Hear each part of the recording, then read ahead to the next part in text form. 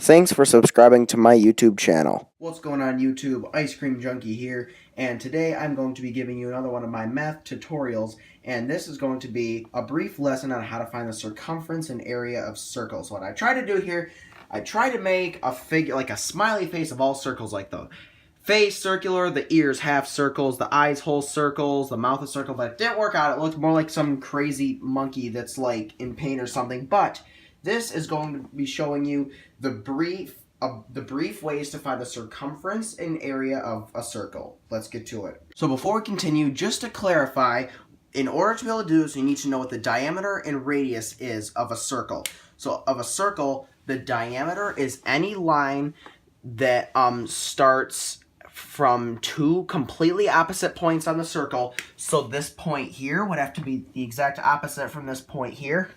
And it is a line that connecting 2 points passes through the center of the circle. So it's basically the line that goes across the entire circle.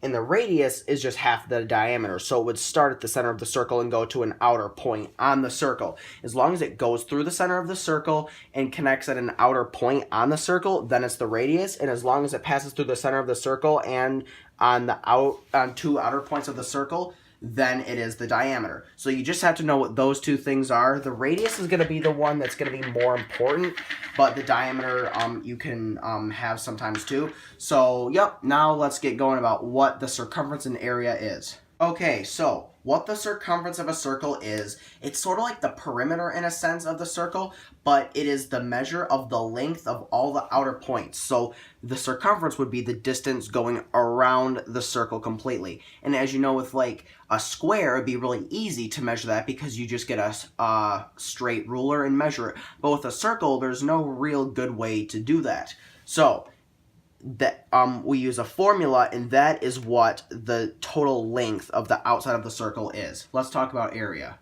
Alright, so the area of a circle is the amount inside the circle. You know, what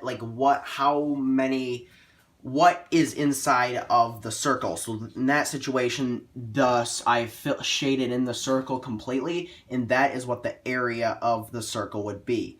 And we measured that in units squared.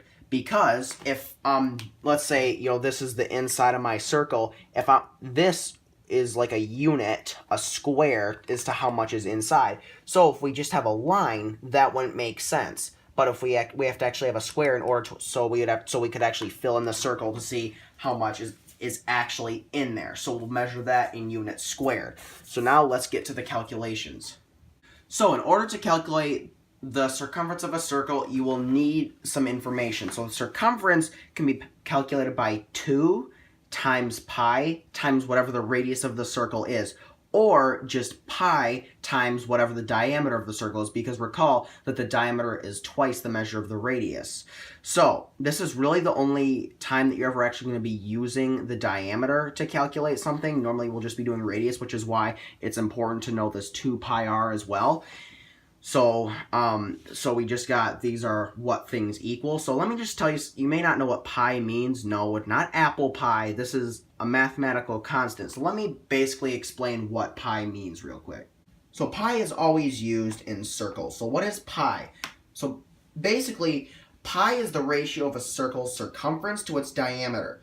So there's a specific division problem to find pi. I don't really know what it is, but pi never ends. It's a completely repeating decimal, so there is no final digit. It just is going to go on forever. And one example, and you know, people have made like 1 mile of pi, where basically like they stretched out the digits of pi so they reached 1 mile. So basically, these are the first few digits of pi. These are the first 10 digits of pi, but just so you know what it is, that it's represented usually by 2 straight lines with a squiggly line connecting them. So that's usually what pi is represented by. So let's get on with calculating circumference. Alright, so I have written out some example problems. So find the circumference of the following circles. So our first circle, we have, it looks kind of like a Pokeball now that I think about it, but a circle with a diameter of 10. So remember, the line straight across is 10. So remember, our formula is pi times the diameter. So what we're going to be doing is pi times the diameter, which is 10. So when we end up doing that, we end up getting 10 pi. Or let me get my calculator so I can approximate it real quick, guys. Hold up. All right, so I've plugged it into my calculator, and 10 pi is approximately equal to 31.42. So there are two ways we could write our answer. If your teacher asks you to express your answer in terms of pi, then this would be your answer. But if your teacher told you to express your answer in an exact number rounded to the nearest hundredth, this would be your answer.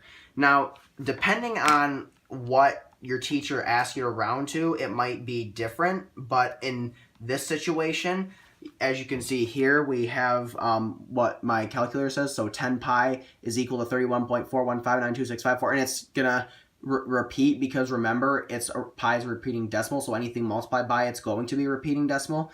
So like if your teacher asks you to round by the nearest hundredth or by the nearest thousandth, you would say 31.416 instead of 42. So that's just how that goes. So now let's do our second problem. So this time we're not actually given a drawing of the circle. What we are given instead is that the radius is 3. So remember, the formula for if we're given the radius of the circle, we can always double it and use diameter, but it's also really important that you know the significance of the radius in circles, because when you get more into circles, when you start learning trigonometry, it's going to start getting harder. So I would use the radius if I were you. So remember, our formula is 2 pi r. So 2 times pi times our r, which our radius is 3. So using the commutative property of multiplication, we can multiply these in any order. So I'm going to go multiply 2 by 3 first, so then we get 6 times pi. So your answer could be 6 pi, or let me plug it into my handy dandy calculator real quick. So 6 pi or 18.85 or 84 or 850 or whatever you're rounding to. But that is circumference. Let's talk about area. All right, so in order to calculate area, we do pi times the radius squared. So recall that if we square a number, we're multiplying that number by itself. So if it helps you, another way that you can write this is area equals pi times r times r. And remember, of course, you can use commutative property of multiplication to multiply those in whatever order you would like. So let's do an example.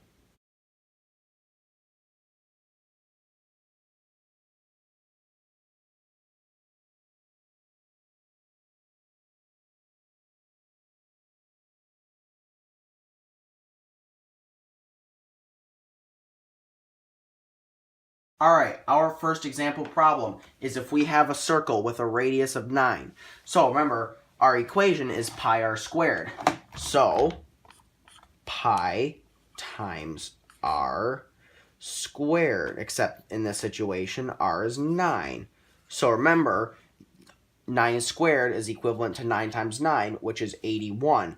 So then we have pi times 81 equals 81 pi, or let me calculate it real quick. 81 pi equals about 254.47. So those would be your two possible choices.